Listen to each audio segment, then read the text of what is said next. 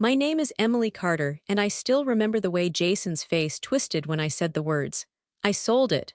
That house he thought was his forever gift, paid for by me, was no longer his. He rattled the door, screaming, "What the hell?" while I stood in the shadow of the porch, holding the power he'd always taken for granted. Let me ask you this, where are you watching from right now? Drop your city in the comments. I want to know how far this story reaches. Because if you've ever been the good one in the family and got betrayed anyway, then you'll understand why I did what I did. Now let me tell you how it started. With a glass of milk, a $10 bill, and the first time I learned I was less. It was a humid Saturday morning in our creaky Tennessee kitchen, the kind where the screen door whines louder than the old fan in the window. I was 12, still small enough to need a step stool for the upper cabinets, but old enough to feel the slap of being overlooked. Jason was already at the table, lazily shoveling cereal into his mouth with one hand and scrolling through his clunky flip phone with the other. He was 14, smug and golden like all big brothers are before real life hits. Mom was pouring him orange juice when Dad pulled out his wallet with a sigh. "Here," Dad said, sliding a crisp $20 bill across the table. "That should cover next week's lunch. You've got practice too, right?" Jason nodded like a king receiving tribute. "Yeah, Coach said we might travel to Memphis for regionals." "Good," Dad said, folding his wallet shut. I stepped into the room then, holding my empty lunch sack like an apology. "Hey, I think I need lunch money too. Mine ran out Thursday." Mom didn't even look up from the sink. "Emily, we've talked about this. You're old enough to manage what you're given, be smarter with it next time." "But Jason," I started, then stopped when Jason snorted under his breath.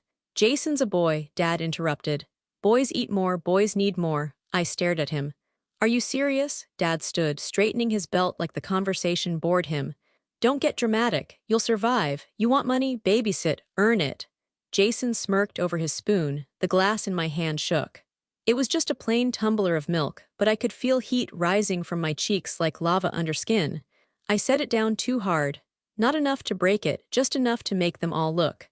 "So he gets everything because he's a boy." My voice cracked halfway through, but I didn't care.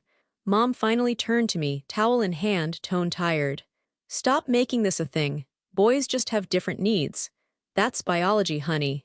Jason leaned back in his chair and gave me the same smug grin he always did when he won, effortlessly. "Don't stress it, Em. Girls are better at sharing, right?" The silence after that wasn't calm, it was loaded.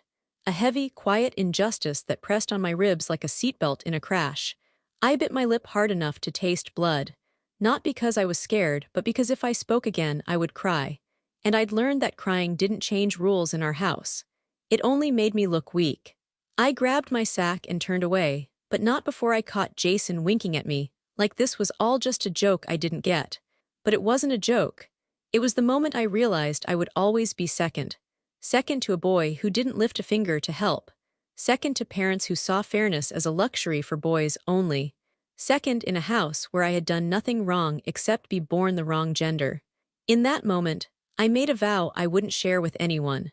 I whispered it inside the hollow of my chest as I walked past the laundry room door that never closed all the way. I'll never ask them for $1 again. I would find my own way. And one day, they'd look at me, not as the girl who needed too much, but as the woman they never saw coming. That glass of milk and a wrinkled 20 taught me more about justice than any school ever would, and they had no idea what they'd just set in motion. 4 years passed like pages turning in a book I was writing by hand.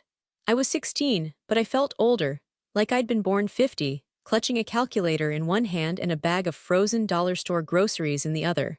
After school, while other girls painted their nails and swapped text messages about homecoming, I tied on my grease-stained apron behind the fryers at Buck's Burger Bar on Route 9. It wasn't glamorous. Half the lights flickered, and the freezer door jammed so often we used a broom handle to keep it shut, but it was mine. My paycheck. My way out, I'd lied on the application, of course. Wrote 17 instead of 15. Misspelled my middle name just in case someone cross-checked. Mr. Simmons, the manager, didn't ask many questions. He was too desperate to keep warm bodies on the night shift.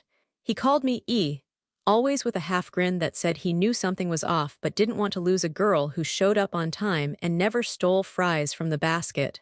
It wasn't just the money. It was the dignity.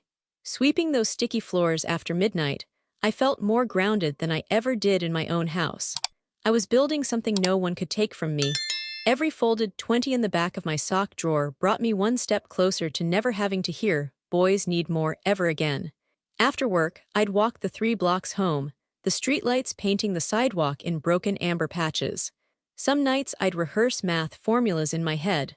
Other nights I'd just dream. Not princess dreams, but spreadsheets in small apartments and coffee shops with quiet corners where no one needed me to apologize for existing. But freedom, as I was learning, never came easy, not for girls like me. It happened on a Tuesday. The smell of onion rings still clung to my hoodie when Mr. Simmons called me into the back office. He looked nervous, like he had just eaten something that didn't sit right. "Sit down, E," he said gently, folding his arms. I sat. He exhaled like the air had weight. "Got a call from corporate. Labor board's been poking around. Someone tipped them off about minors working night shifts. They asked for payroll ages." I froze. He wouldn't look at me as he continued. "They cross-checked yours," I swallowed. "Mr. Simmons, Emily," he said quietly, using my real name for the first time in months. "I'm sorry. You're 16, and it's against state law to work past 9 p.m. during school weeks. If they fine us, the store could shut down." He pushed a crisp envelope toward me.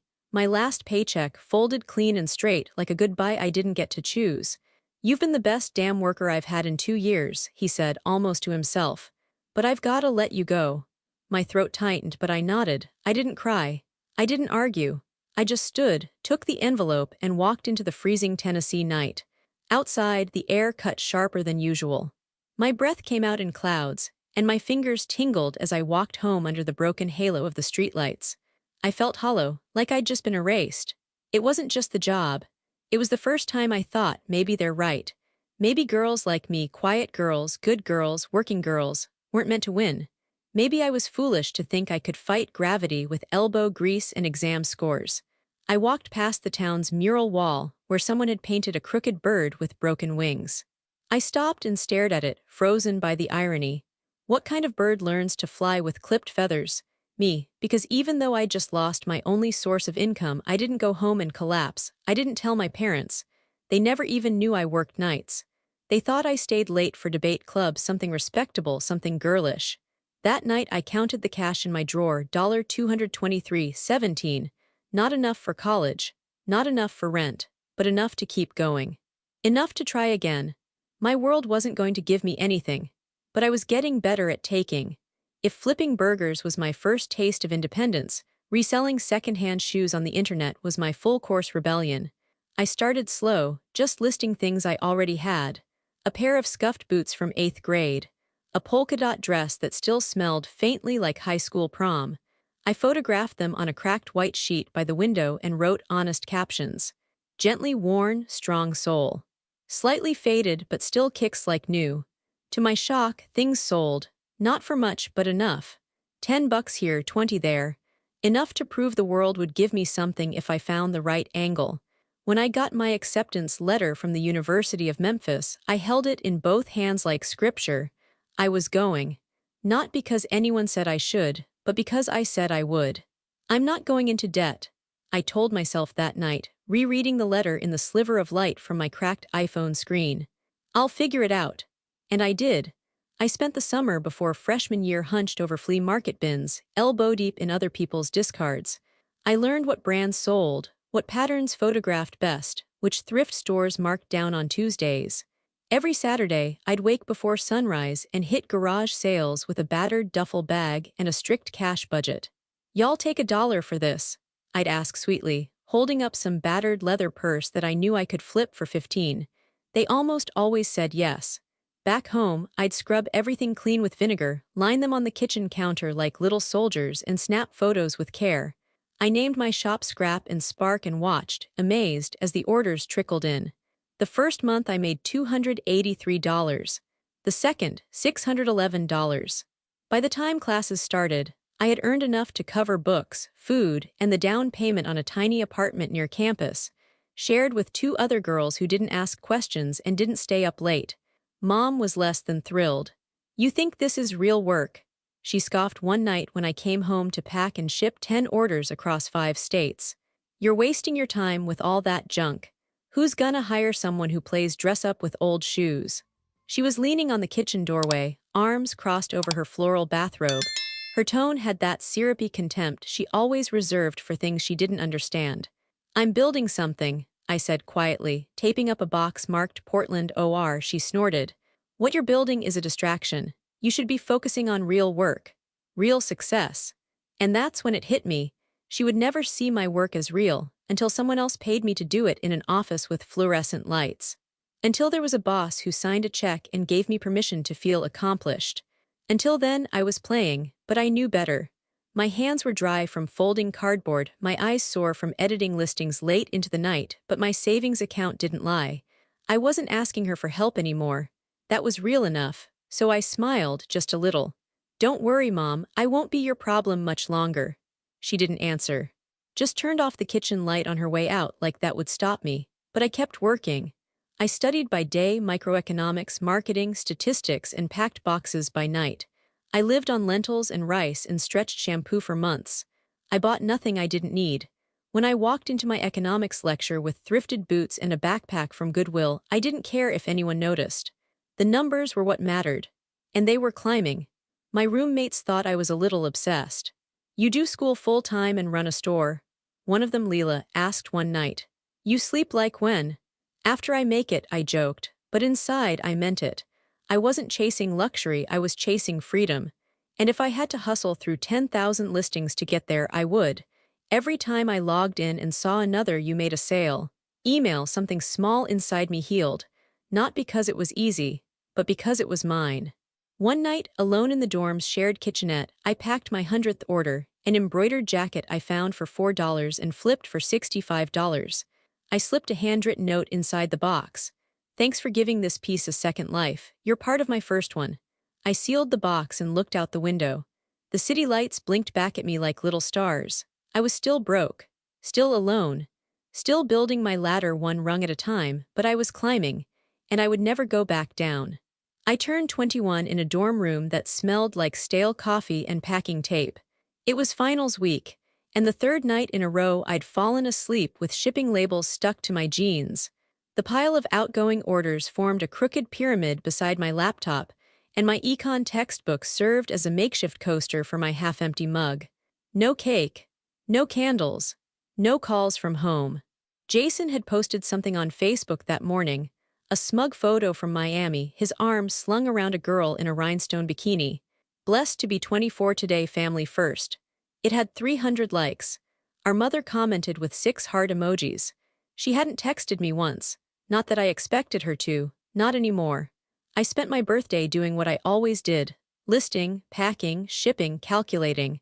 My body moved on autopilot, but somewhere deep inside, something felt different, like maybe I was reaching the edge of something. That night, after I printed my last label and wiped the counter clean with a rag, I sat down on my mattress and pulled my legs under me. I opened my banking app, not because I was expecting anything new, but because checking it had become a habit. A ritual, proof I wasn't imagining the progress. When the screen loaded, I blinked. Then I blinked again. 70,081.26. I stared at it like it might change. My thumb hovered over the refresh button like maybe the number had been a glitch. Maybe I had hallucinated a comma, but no, it was real. That was my number, my work, my boxes, my odd-hours hustle, my grit, my late-night posts and cold garage sales and weekends missed, my dreams measured in dollars and silence. I did that, I whispered out loud. Not with pride, not with arrogance, just awe. I looked around the room bare, window cracked open for air, string lights drooping in the corner, thrifted desk chair with a cushion I'd mended by hand. Nothing glamorous. But I had everything I needed. I hadn't asked for help. I hadn't borrowed a cent. I hadn't taken $1 from the family who once told me boys need more. And now I had more than any of them knew.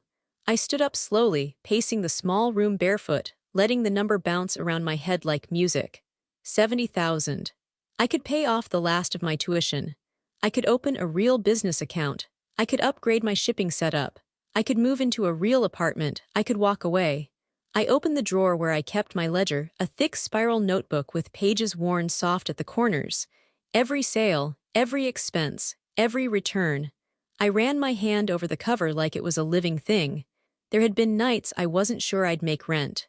Nights I'd eaten microwaved rice 3 times a day and pretended I was fasting to feel more in control. Nights I'd cried so quietly into my pillow because my roommates were asleep and I didn't want anyone to hear me unraveling. But I'd survived all of it. I picked up my phone and opened my camera. I took a screenshot of the bank app, then one of the ledger. I didn't post them anywhere. I didn't send them to anyone. They were just for me. Proof. I pulled my hoodie tighter and sat back down on the mattress. For the first time in years, I didn't feel small. I didn't feel less than. I didn't feel like I was surviving. I felt powerful, not because of the money, but because of what it meant. I turned my scraps into stability, my rejection into revenue, my silence into strategy. I thought about Jason again, tan and comfortable in some overpriced rental. I wondered if he'd ever once asked himself where his comfort came from, who had sacrificed for it, who he left behind in his wake. I didn't envy him, because I had something he never would: certainty. I knew what I was made of. I could fall, fail, be forgotten, and still build again. There was a freedom in that. That night before bed, I lit a cheap cinnamon candle and whispered a quiet thank you, not to anyone in particular, but to every version of me who had kept going when it would have been easier to quit. The tired girl with raw knuckles from flipping burgers. The teen with calluses on her fingers from lifting thrift store bins. The student who taped labels at 2 a.m. instead of going out. They had brought me here. And for the first time, I allowed myself to hope, not just for survival, but for more. So much more. Graduation came with no fanfare and no applause, unless you counted the quick claps from strangers seated 3 rows behind me. My name was never called with tears in the audience, no signs held up in the bleachers. Just me walking across a stage in borrowed heels, gripping my diploma like it was a passport out of silence. I didn't expect anyone to come. And they didn't. That night, I ate drive-through fries in my car and watched the sun go down behind the University of Memphis Stadium. I wasn't sad, I was just still, like something had ended, but the echo hadn't caught up yet. But 2 weeks later, while the ink on my degree was still drying, I opened a folder on my laptop and typed the name, Root and Rise Consulting. It sounded a little earthy, a little ambitious, but it felt like me. My goal: help small businesses grow from the ground up using every lesson I'd scraped from my years reselling, budgeting, surviving. I'd lived what I was selling. I didn't need a polished pedigree, I had receipts. I reached out to local retailers. One boutique I used to source inventory from, a sleepy coffee shop with a loyal customer base but no online presence, even a family-run farm that wanted help branding their organic eggs and pumpkin butter. I showed up with spreadsheets, sample posts, and enthusiasm they weren't used to from someone under 30. And slowly, they started saying yes. One by one, clients signed on. A social media calendar here. An inventory audit there. Business cards. Taglines, rebrands, referrals trickled in. Nothing huge, but it was real. I kept my rates humble and my promises honest. And it grew. My tiny website buzzed with inquiries. I filed my first real taxes as a business. I even printed branded pens because nothing made me feel more official than giving someone a pen with my name on it. My life finally felt mine, until Jason showed up at dinner. It had been months since I'd stepped foot in my parents' house, but my mother called out of the blue with an offer I couldn't fully dodge. "We're having Sunday dinner," she said, like it was still the 90s and we were all pretending this was normal. "Come, it's been too long." She sounded oddly chipper, curious, even polite, suspicious but intrigued. I agreed. So I brought over a fruit tart from the bakery near my apartment, wore a simple blue dress, and stepped through the old front door like a visitor in a museum of my own childhood. The casserole was in the oven. The air smelled like rosemary and tension. Jason was already seated at the table, freshly shaven, polo shirt crisp like he'd been plucked from a men's catalog. My mother hovered, offering tea, salad, compliments. "You look well, Emily," she said, glancing at my shoes like she was trying to place the brand. "Busy, I hear." That alone stopped me. She'd never asked about my work before. "I am," I replied cautiously. "Business is growing." "Ah," she nodded, her eyes flicking to Jason. I was mid-bite when he dropped it. "I'm getting married this summer." He said it like he was ordering dessert, casual, practiced, ready for praise. "Oh," my mother gasped, clapping her hands together. Finally, I knew it was coming. Jason leaned back, smug. "Her name's Tessa, she's a nutritionist, met her at the gym." I blinked. Wow, that's fast. We've been together a while, he shrugged. It just felt right. Then something I hadn't felt in years entered the room, warmth. My mother turned to me, eyebrows arched. You should come by more, maybe bring a portfolio. I have friends with boutiques, you know. Jason even added, didn't know you were doing consulting now. That's cool. Cool. For years, he barely looked up when I walked in. Now he was calling me cool. What changed? It didn't take long to connect the dots. He was getting married. The family wanted to present a united front, appear successful, functional, modern, and now that I was doing well, I suddenly had value again. But I didn't care, because part of me against all logic was hopeful. They were finally seeing me, asking questions, listening. Jason even asked for my business card. Mom complimented the fruit tart. It felt like a crack in the wall between us. Not enough to trust, but enough to breathe. As I drove home that night, the invitation still hung in my mind. Come by more, show your portfolio. For the first time in years, I wasn't just the background sibling. I wasn't the quiet girl with second-hand shoes. I was someone with a company, a woman with worth. And maybe, just maybe, this was the moment they'd finally let me all the way in. There are moments in life where you stand at the edge of something, past and future tugging from either side, and you have to choose. For me, that moment came on a Tuesday morning in late spring when Jason called. Hey, Em, he said, voice unusually soft. You free to meet? Tessa and I want to show you something. We met at a quiet cafe just outside the city, the kind of place with lavender lattes and too many plants. Tessa waved excitedly when I walked in. She was polished white blazer, perfect curls, the kind of woman who looked like her life had come with a manual. Jason pulled out a chair for me. Glad you came. Then he slid a folder across the table. Inside were photos, sun-drenched hardwood floors, a wraparound porch, a kitchen with marble counters and a farmhouse sink. A modest two-story house on the edge of town. Clean, warm, hopeful. We found it last weekend, Tessa said, her eyes sparkling. It's everything we wanted. But the down payment's steep, Jason added, tapping the numbers. And with the wedding, it's a lot. He didn't say the words, but I heard them. We can't afford this. You can. I looked at the price, $770,000. The kind of number that would have made me dizzy 5 years ago, but now I could swing it. I could transfer the money in an hour and not flinch. I sat back, letting their voices blur while I watched their eyes. Hopeful, nervous, a little rehearsed. And all I could think was, is this it? Was this the door back in? Was this the price of being seen? That night I sat at my tiny dining table, lights dimmed, contract open beside my laptop. I read the terms twice. It wasn't a loan. It wasn't a partnership. It was a gift, no strings, just blood, just family. I thought about the nights Jason got handed $20 bills while I was told to figure it out. The years of silence. The fact that he hadn't invited me to his birthday in 4 years. And still, I picked up the pen. At the closing meeting a week later, Jason shook my hand like a stranger and whispered, seriously, I nodded. You two deserve a strong start. Tessa blinked fast. Emily, this is huge. You didn't have to. I wanted to, I said simply. Because maybe that was true. Maybe some quiet part of me still wanted to be chosen, to be trusted, to be enough. Family looks out for each other, I added and smiled. Jason laughed, relieved, stunned, still not quite able to believe it.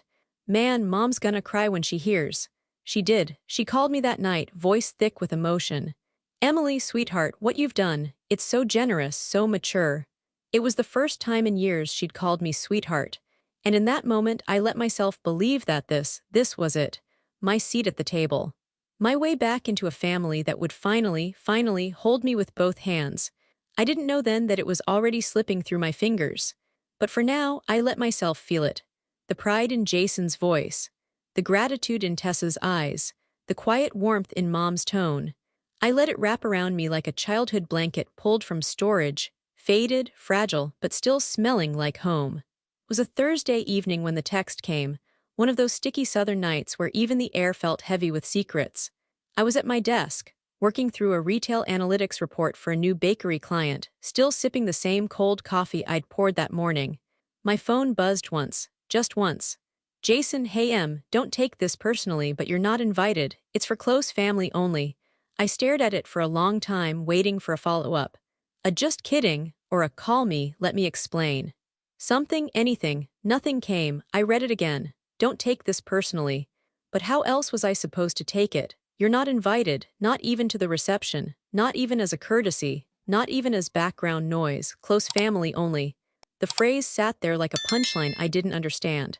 My hands started to sweat, even though I hadn't moved. I set my phone down and walked to the sink, suddenly needing water, air, something to wash the sting from my chest. I splashed cold water on my face, gripped the counter, and stared at myself in the mirror above the sink. What had I done wrong? I'd bought them a house. Signed papers. Smiled for photos.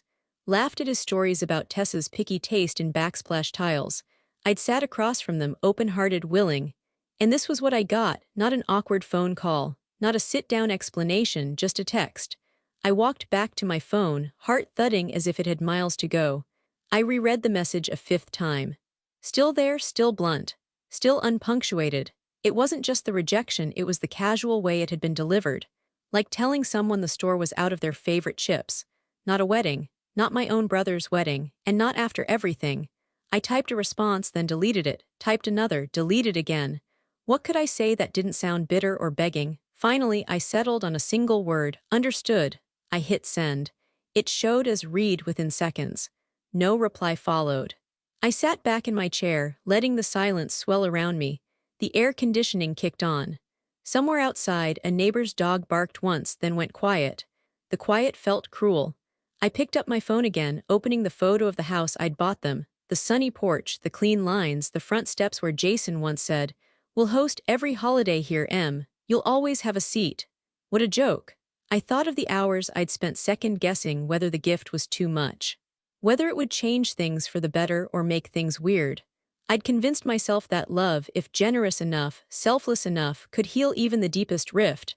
I was wrong, because love in our family had always been transactional.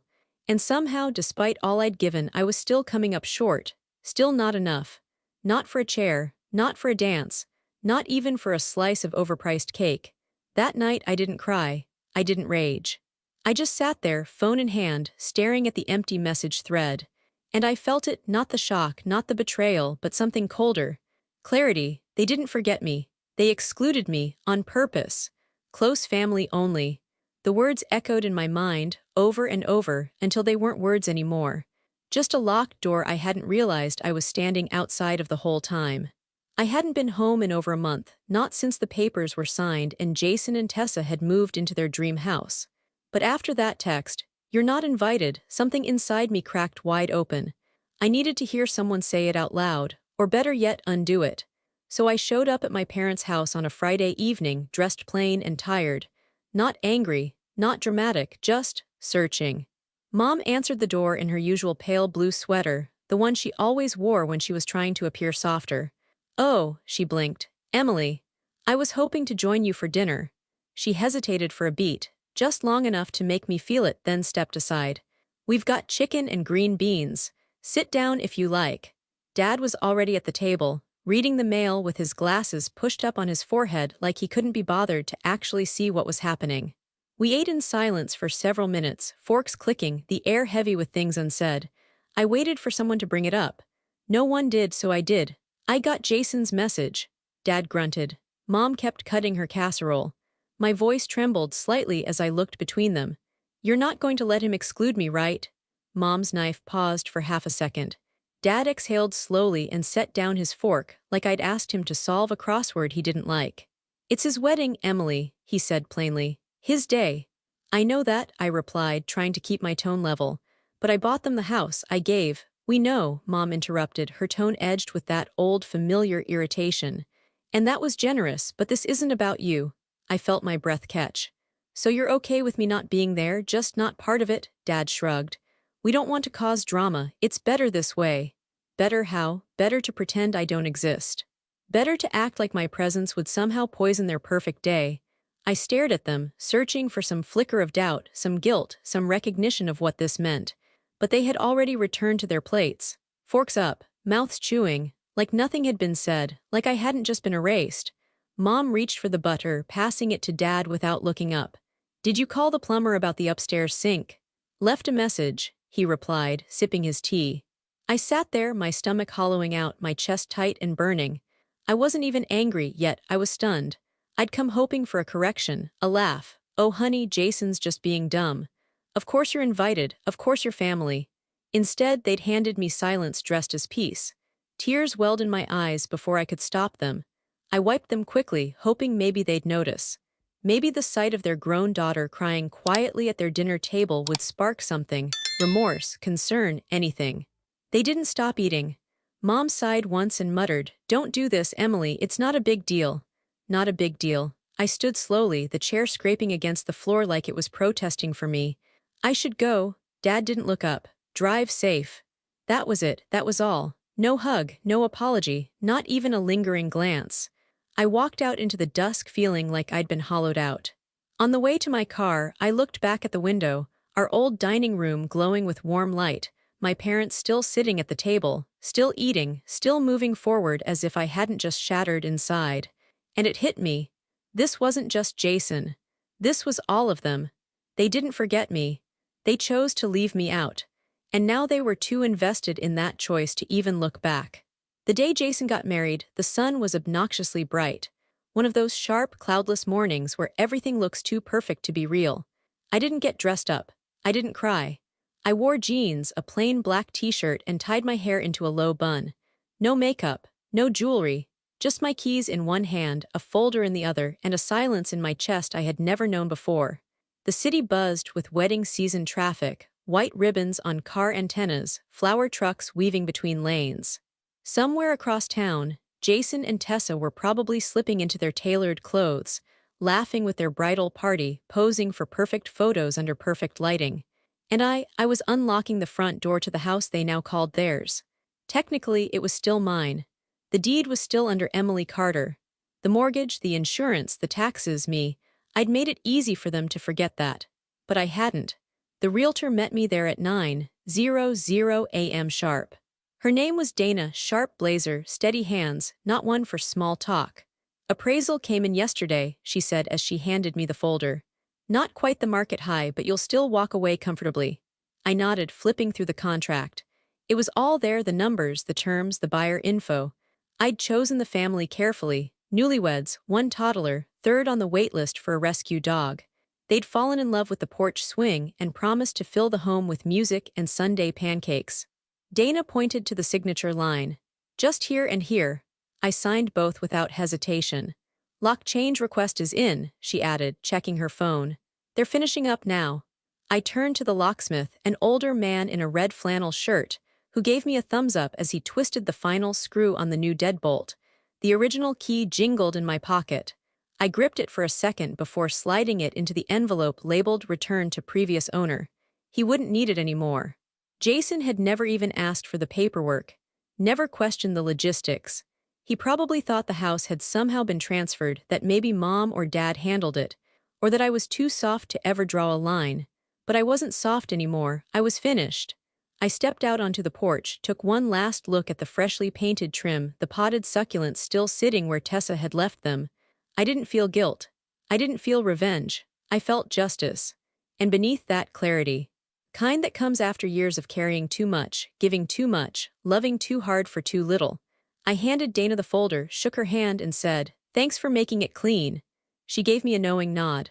People always think they can keep the house and the hurt. I almost smiled. Not today. As I walked toward my car, the morning breeze picked up just enough to lift the hem of my shirt. I paused for a second, watching the locksmith pull his tools into his van. The front door now had a new code. A new family would be inside by next weekend. Let's see whose family now. The sky was the color of old bruises, deep purple, streaks of fading gold when I returned to the porch. The house stood quiet, still emptied of the dreams they thought would bloom inside it. No more welcome mat. No more string lights on the fence. Even the his and hers coffee mugs had been packed up and boxed by the stager that morning. I sat on the porch swing, listening to the creak of wood and distant cicadas. Or drove by slowly, then another. I knew it would be soon. Jason was nothing if not punctual. It was around 7:15 when I heard them, laughing, footsteps on gravel, high heels clicking against the walkway, then the jingle of keys. Jason's voice carried first. "We're home." I stayed seated, arms folded, shadows keeping me half hidden behind the porch post. He tried the key, then again, a sharp rattle. Pause, then a muffled, confused, "Tessa, did you change something?" The key scraped metal again. I could almost picture his brow furrow, his head tilted. Babe, it's not turning. Another try, a frustrated grunt. What the hell? Tessa stepped forward. Let me try mine. More fumbling. Silence. Then, Jason, it's not working. From my corner of the porch, I watched him yank the handle once, twice, before giving it a solid shoulder shove like force could fix what had already been taken. That's when I stood. Slowly. Deliberately. My shoes made a soft thud against the wooden steps as I stepped into view. The porch light flicked on above me, casting a warm glow across Jason's stunned face. His jaw slackened. Emily? Tessa turned too, blinking like she wasn't sure whether to wave or worry. I met his eyes and said it calmly, clearly. I sold it. He stared like the words didn't make sense. What? I sold the house, I repeated. This morning. Papers are signed. Locks changed. New owners take over next week. Jason blinked. What the hell are you talking about? Tessa looked between us. Wait, sold, but this is our Jason. What is she talking about? Jason's voice rose, sharp now. You can't just sell our house. It was never yours, I said, my voice even. I paid for it, I owned it, I gave it to you on trust, on love. He stepped forward, confusion shifting into something uglier. This is a joke, right? You're messing with us. No joke, I said, holding his gaze. It's gone. And so is the part of me that kept hoping you'd treat me like family. Tessa's brows knit together. Jason, you said she refused to come to the wedding, that she didn't want to be part of it. I stayed silent, letting the tension fall into her lap. Let her sit with that. Jason shifted, suddenly unsure of the ground beneath him. She wasn't. I wasn't invited, I said, stepping down the last porch stair. Remember, close family only. The words landed like bricks. Tessa turned to him slowly. You told me she chose not to come. You never said she was excluded. Jason looked trapped, his eyes darting. I didn't think it mattered. It mattered to me, I said. And with that I stepped off the porch and walked toward my car, the sound of their voices, confusion, anger, unraveling, fading behind me. I didn't slam the door. I didn't drive off in a flurry of tires and drama. I just left. Because they didn't get to decide what kind of family I belonged to anymore. I didn't expect them to follow me. But within minutes, their SUV screeched down the street and parked crookedly behind my car. The doors flung open in tandem, and then came the voices, first Jason's, then Tessa's, and finally, Emily Jane Carter. Mom. I turned slowly, still standing by the driver's side, arms crossed against my chest, as if that could shield me from the storm I knew was coming. My father was stomping toward me in socks. He must have run straight out the door. What is the meaning of this? He bellowed, face red, chest puffed like he was still the man who made rules in this family. I didn't move. I sold the house, that's the meaning, Mom gasped. You after everything, after the gift, you're punishing your brother on his wedding day. Jason pointed at me, his voice rising to a near whine. You're unbelievable, you're actually psychotic. Wait until our wedding day to pull the stunt. Your wedding day, I repeated, looking right at him. Where I wasn't welcome. Tessa was quiet now, standing a few steps back, her expression unreadable as she watched the chaos unfold. Jason flailed an arm toward her. You didn't want to come, I told you. No, I said, loud enough to cut through all of them. You told me not to come, you texted it. Close family only, remember. And then I turned to Tessa, her brow furrowed. What? I nodded once slowly. He told me I wasn't invited, that it was close family only. She looked at Jason, a faint tremble entering her voice. You said she refused to come. Jason blinked, clearly scrambling. She wasn't going to come anyway, Tessa. She's always had issues with. I still had the text, I interrupted. Want to see it? I pulled out my phone and opened the message. With 2 taps, I held it up for her to see. Her eyes scanned the screen. Her mouth parted. Then the fury set in. She looked at Jason like she'd never seen him before. You lied to me. Tessa, you lied. Her voice cracked like glass under pressure. You said she didn't want to come. You said it would be awkward to force her. Jason stepped toward her. Baby, I was protecting you from her drama. Her drama, she snapped. She bought us a house, Jason. She gave us everything and you erased her like she didn't matter. Mom stepped in, trying to redirect. Let's not do this here. Everyone's emotional. We can talk later. No, Tessa cut her off, voice sharp. We'll talk now. She walked up to me, her breath catching. I had no idea. Emily, I didn't know. I studied her face, searching for any trace of manipulation, but what I saw was real shock, regret, a strange grief. I wouldn't have gone through with it if I'd known, she whispered. Jason scoffed. You're being ridiculous. No, she snapped, turning on him.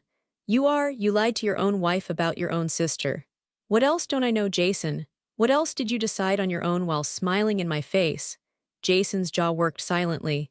Tessa turned back to me, took a breath, and said, I'm with you. I blinked. I want to fix this together however we can. The wind rustled through the trees above us. Behind her, my parents stood in stunned silence. Jason looked like he might explode. I said nothing at first. Just let the silence stretch. Because for once, they were the ones scrambling. They were the ones wondering what I would do next. And for the first time in my life, I was seen, not by the ones who raised me, but by someone who had nothing to gain from pretending I mattered and still chose to stand beside me, so I nodded, slowly. Okay, Tessa's hand brushed my arm gently. You deserve better, they all do, I exhaled. And for the first time in years, it didn't feel like the air was caught in my throat. Let's start with the truth, I said. 2 weeks later, I found myself sitting across from Tessa in a small coffee shop near downtown. One of those tucked-away places with mismatched chairs, warm lighting, and the smell of real cinnamon in the air. We were both in jeans and hoodies, no makeup, no pretense. Just two women who had seen too much and were finally starting to speak freely. I still can't believe he texted that, Tessa said between sips of her oat milk latte, shaking her head. Like you were an afterthought after you bought us a house. I laughed, not bitterly but freely. Honestly, I wish I could say it surprised me. Tessa leaned in. I called off the honeymoon, told him I needed space. His mom didn't take it well. I raised an eyebrow, mine neither. We both burst into laughter, sharp, relieved, almost gleeful. Not because it was funny, but because we could. It was the first time I'd laughed about any of it. At the next table, a woman with graying curls and a scar just beneath her eye glanced up from her journal. I don't mean to eavesdrop, she said gently, but I know that laugh. Same thing happened to me, my sister. Wedding invite came and went, no room for me. Tessa turned to her, smiling in recognition. Let me guess, just keeping things simple, the woman laughed. Or we didn't want to cause tension, like I was the tension. We all nodded. It didn't need to be explained. We knew. Betrayal by blood doesn't bleed loud. It just leaves you watching from the outside while everyone else dances. I looked around the table at these two women, one who had been lied to, one who had lived through her own exile, and felt something I hadn't in a long time. Not bitterness, belonging. I reached into my bag and pulled out a thin manila envelope. I signed the papers this morning. Tessa blinked. What papers? I slid the envelope toward her. Inside was the deed again, with my name printed clear at the top. I bought the house back. She smiled, surprised but not shocked. You're keeping it, I nodded. This time I won't hand it over. No more giving away pieces of myself and hoping they'll love me for it. The other woman raised her coffee cup. To reclaiming what's ours. We clinked cups like it was sacred, because in a way it was. The house looked different now. Same bones, same porch swing, but everything else had changed. The curtains were open. The walls were painted warm, not sterile. There were books on every surface, and laughter lived in the corners like it paid rent. A year had passed since the wedding that wasn't mine. A year since Jason fumbled his key, since Tessa's voice cracked in disbelief, since the locks turned over for good. I still remembered every second of that night. Not with anger anymore, but with clarity. Like a photograph you stop trying to retouch. And now, that same porch held a long table dressed in mismatched plates and flickering candles. String lights hummed overhead.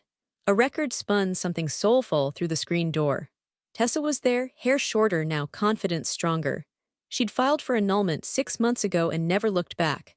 Across from her sat Dana, my realtor-turned-friend, who somehow knew every good bakery in a 5-mile radius and showed up tonight with 3 pies.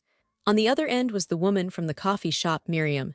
She'd become a regular in my life, one of those unexpected souls who arrive quietly and stay loud in your heart. And me, I sat at the head of the table, my table, in my home.